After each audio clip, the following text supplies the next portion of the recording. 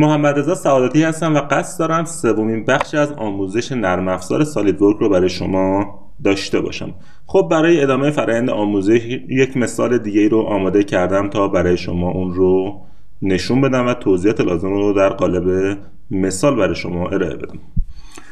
خب دوباره همون ترفند و روندی که در ویدیوی قبلی برای شما توضیح دادم و تو ذهنتون بیارید. گفتیم سراغ هندسی ترین بخش طرحمون میریم و بعد از اون سراغ هندسی ترین بخش بعدی و در نهایت واسطه ها رو ترسیم میکنیم. نگاه کنید که ما اول از همه اگر ما اینجا نگاه بکنیم یک دایره میبینیم که حالا هرچند یه زایده‌ای کنارشون داره، یک دایره کلی اینجا میبینیم، یک دایره بزرگتر داریم اینجا میبینیم که البته بخشایش باید تریم بشه.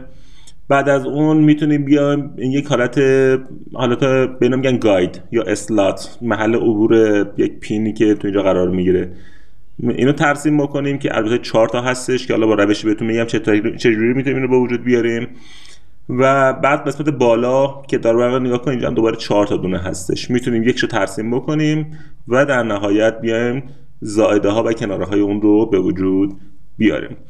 پس نگاه کنید طرح ظاهرش ممکنه یه مقدار پیچیده تر باشه، ولی وقتی اصول رو رعایت بکنید و قدم به قدم کار رو جلو ببرید اصلا نباید مشکل داشته باشید. خب من وارد محیط نرم افزار میشم. نکته که بسیار مهمه و باید دقت بکنید اینه که شما در ویدیو قبلی و در پارت قبلی دیدید که یک طرحی رو ما ترسیم کردیم. الان میخوای سراغ طرح دیگه برید، اصلا نباید توی همون طرح ادامه کار رو برید.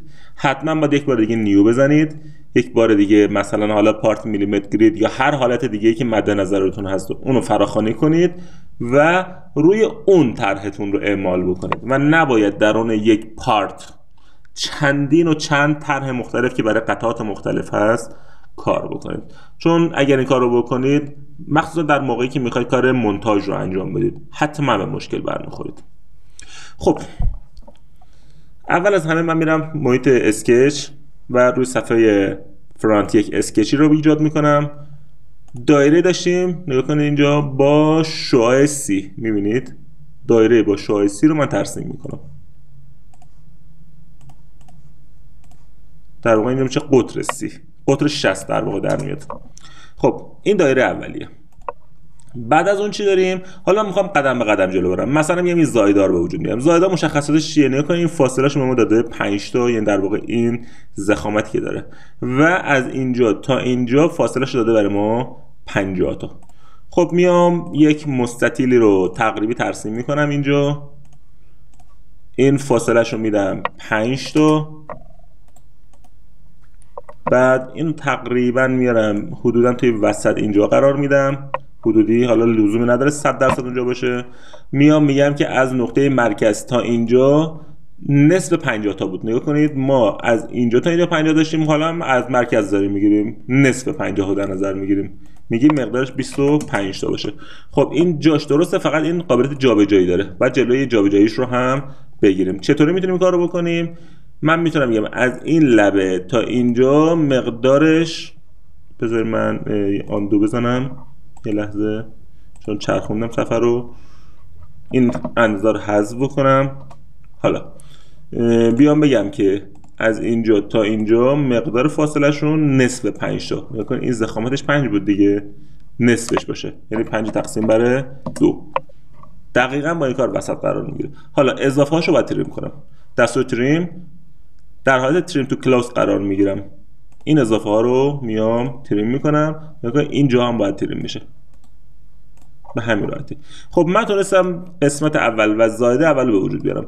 حالا همین زایده ها رو برای جاهای دیگه هم نیاز داره که باید به وجود بیارم. میتونم دوباره همین کار رو انجام بدم، بیام ترسیم بکنم و تا آخر همین برم، ولی میخوام یک ابزار جدید رو برای شما توضیح بدم. در گروه دوم که گروه مودیفای ما بود، یک ابزار اینجا داریم در قسمت پترن ها به نام سیرکولار پترن. نگاه کنید این سیرکولار دایره، یک کپی منظم ولی با یک نقطه مرکزیت. این طرح من به این مرکزیت بعد 90 درجه بچرخه و اینجا کپی بشه، دوباره 90 درجهش بچرخه اینجا کپی بشه و این 90 درجه بچرخه در اینجا کپی بشه. خب میام دستور سیرکولار اسکچ پترن رو اجرا میکنم. در اینجا به ما میگه نقطه مرکز رو مشخص کن. من میگم نقطه مرکز من اینجا هست. خب اینجا قسمت پایین اگر تو قسمت اینتیتیز تو پترن کلیک بکنم میگم که اینها قراره برای من کار کپی رو انجام بده و اینا میخواد کپی بشن. خب مشخصاتش رو وارد میکنیم. اگر موقعیت مرکز چرخش رو خواستیم میتونیم موقعیت ایکس و ایگرگش رو وارد بکنیم که حالا چون من انتخاب کردم دیگه نیاز نیست. میگه در چه مقدار درجه باید چرخش داشته باشه و آماده بشه. من میگم تو دایره 360 درجه برای من کار بکنه. اگه من میگم 180 درجه باشه ببین چه جوری میشه. یعنی کل اینو در نصف دایره برای من ایجاد میکنه. خب پس من اینو برمیگردم به حالت 180. من میام فاصله همشون ایکوال اسپیس باشه، یعنی فاصله مساوی میخوام داشته باشه. خب وقتی فاصله مساوی باشه تو 360 درجه، تعدادش هم که 4 تا مشخص کردیم در اینجا، پس طبیعتا هر کدوم زاویهشون 90 درجه در میاد. این خیلی نکته جالبی هستش که باش کار کنم. البته این پایین هم یه گزینه‌ای داریم، اینستنس تو اسکیپ. اگر من اینو بزنم میتونم بیام اینجا یکش انتخاب بکنم که حذفش کنه. یا میگه شماره 4 رو دیگه برای من ایجاد نکن. اگر اوکی بزنم نگاه کنید این 3 تا به وجود میاد، 4 دیگه به وجود نمیاد. خب چیکار باید بکنم که مشکلش برطرف بشه و برگرده به حالت قبلی؟ یه لازم آن رو میزنم، نگاه کنید یک بار دیگه اجراش میکنم. پس شد یک بار دیگه اینجا نقطه مرکز حول اون نقطه میخوایم چرخش انجام بشه. کلیک کنم. بعد اینجا تو 360 درجه میخوام بچرخه، تعداد میخوام 4 تا باشه. میام پایینتر مشخص میکنم که اون طرحهایی که قراره چرخش داشته باشه کدومه و این قسمت پایینم اگه خواسته میتونیم یه چیزی رو بگیم برای ما ایجاد نکن که ما نمیخوایم. اوکی که بزنم برای من این قسمت اینجا به وجود میاد. الان کافیه بیام اضافه های اینها رو از اینجاها تریم کنم به همین سادگی. حالا چرا این under define هست؟ چون اینجا نگاه کنید باید فاصله 5 تا رو وارد بکنیم تا جور در بیاد و محض اینکه اون رو وارد بکنیم بقیه هم همینطوری سر جای خودشون فیکس میشه. چرا فیکس میشه؟ چون اینها قید تبعیت داره میکنه از حالت این طرح اصلیش. به خاطر همین هستش که اونو که من فیکس کردم بقیه هم سر جای خودشون فیکس شدن و مشکل ایجاد نمیکنه. پس همونجا که دیدیم ما قسمت داخلی رو تونستیم به وجود بیاریم. میریم سراغ قسمت بعدی. مثلا یه دایره داریم بزرگتره. دایره بزرگتر شعاعشو نگاه کنیم چنده؟ ببینیم کجا داده؟ اینجاست. شعاع 50 داده برای ما. پس من یک دایره با این مرکزیت با شعاع 50 یا قطر 100 رو وارد میکنم. اینجا که وارد کردم میریم سراغ قسمت بعدی. نگاه که من میخوام این اسلات یا این گاید، این مسیر راهنما رو ترسیم بکنم. اینا دوباره 4 تاست. نگاه کن 1 2 3 و 4. خب کافی یه دونه‌شو ترسیم بکنم، مثل این روندی که برای اینجا رفتم این زایدا، همینا رو کپی منظم بگیرم. مثلا میام از اینجا چون اندازه‌گذاری طبق این داده راحت‌تر میتونیم جلو بریم. نگاه کنید این چیه؟ ما ابزار اسلات داریم اینجا. نگاه کنید اینجاست. ابزار اسلات مدل مختلف داره. نگاه کنید حالت اول از اینجا بگیر تا اینجا و یک فاصله بده، یا مثلا یکی دیگه از مرکز بگیر تا اینجا و فاصله بده.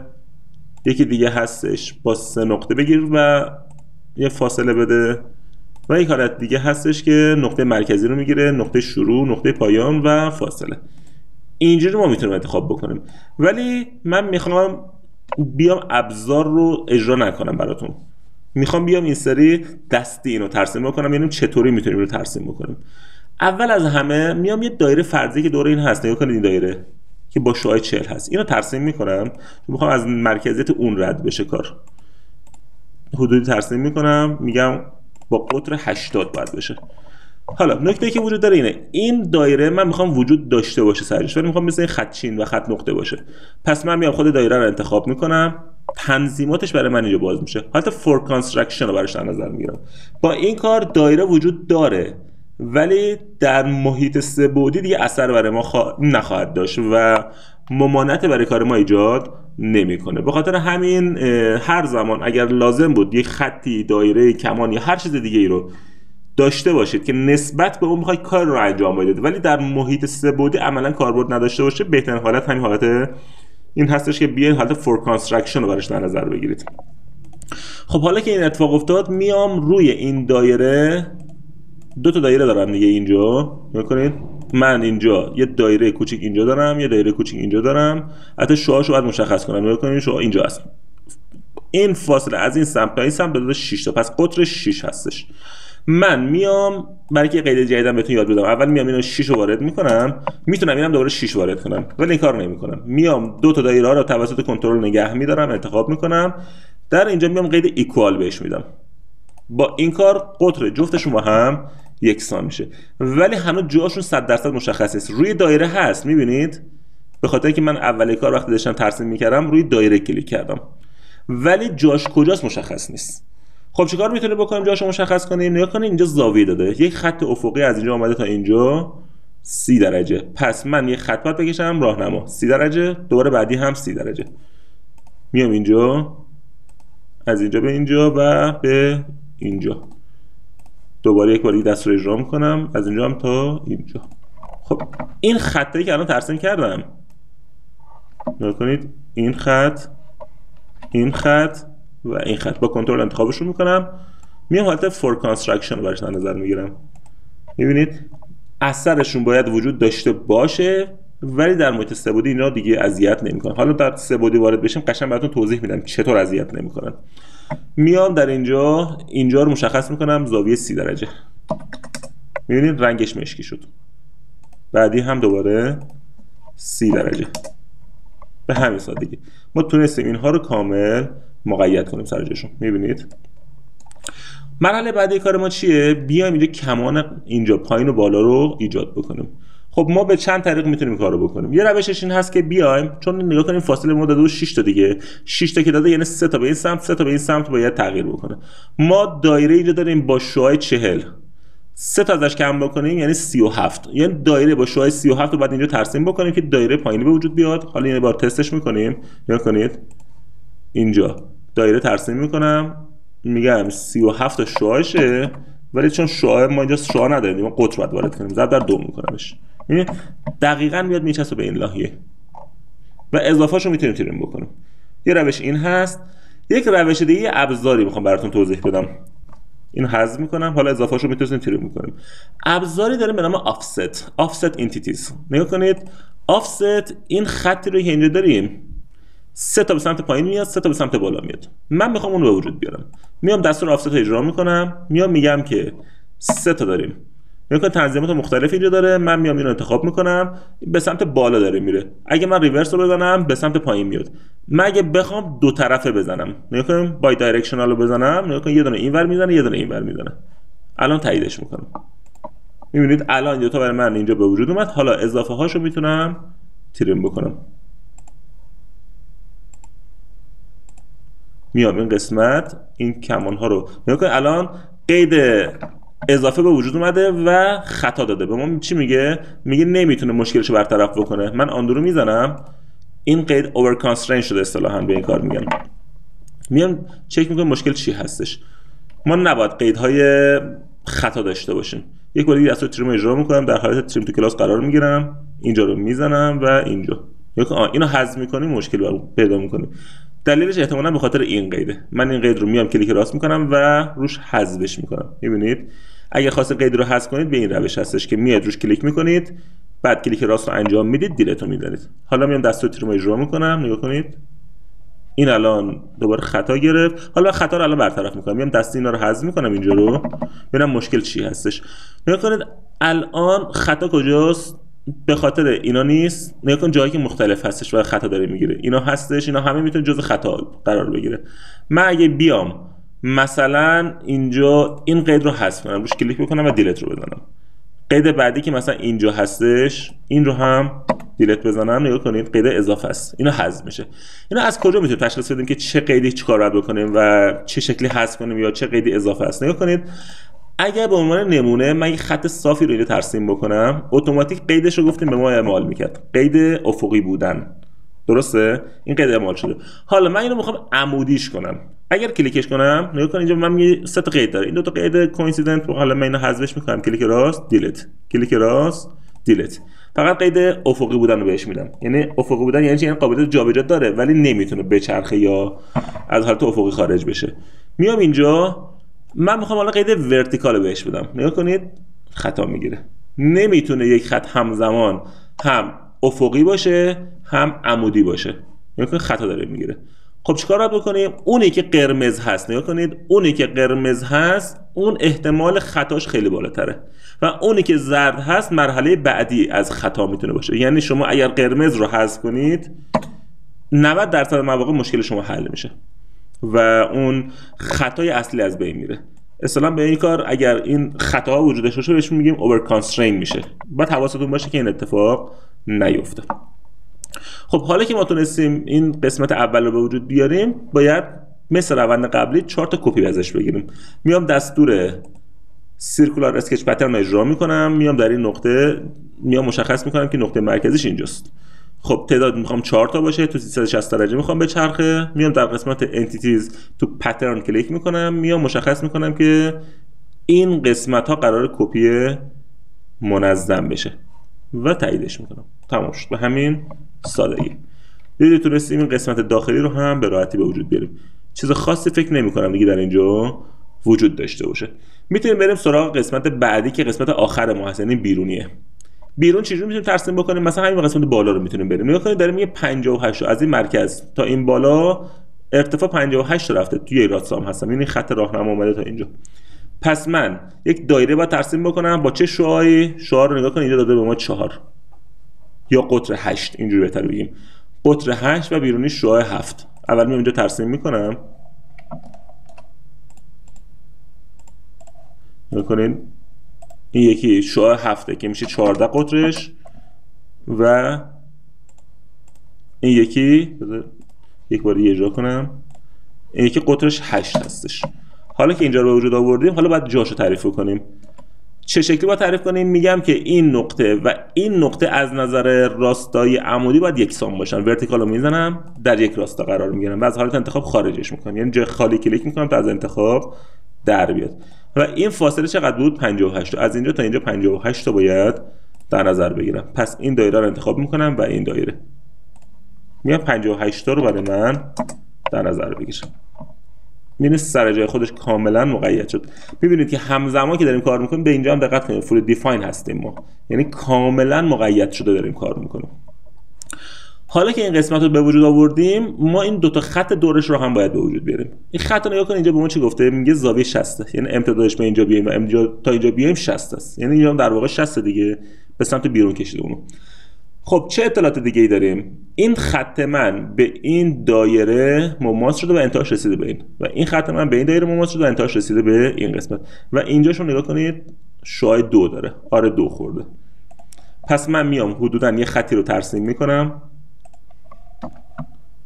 یه خط دیگه اینجا حدودی ترسیم میکنم، یک خطی رو اینجا ترسیم میکنم با عنوان خط راهنما نسبت به این کار انجام بدم. اینو انتخاب میکنم، فور کانستراکشن رو بهش میدم، میام میگم که اولا که این خط و این دایره باید با هم دیگه مماس بشن، اینجا و اینجا رو هم باید مماسش کنم. خب این تا اینجا مشکلی نباید داشته باشم.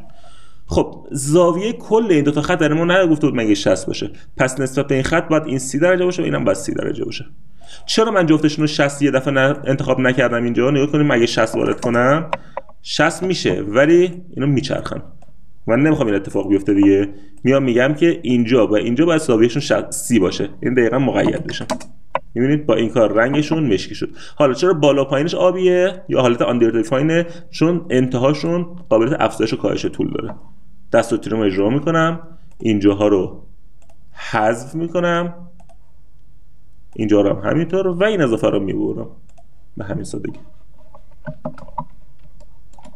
خب البته ما باید این قسمت رو هم تریم بکنیم اینجوری. این لبه ها مقدار شعاع 2 بود. من دستور فیلت اجرا میکنم، مقدار 2 رو وارد میکنم، میگم که اینجا و اینجا رو برای من فیلت کن و تایید. تمام شد. دیدید تونستیم یک قسمت رو به وجود بیاریم. همین رو کپی منظم میگیریم به قسمت های بعدی. پس دستور تریم رو، دستور اسکچ پترن رو اجرا میکنم، میگم که مرکز کار ما اینجاست. بعد در قسمت انتیتیز تو پترن میگم این کمان، این خط، این خط، این خط و اینجا و نهایتا این یه دونه. قرار تعداد 4 تا با زاویه 360 درجه برای ما اون رو به وجود بیاره. تایید. حالا اضافه های قسمت ها رو میام تریم میکنم.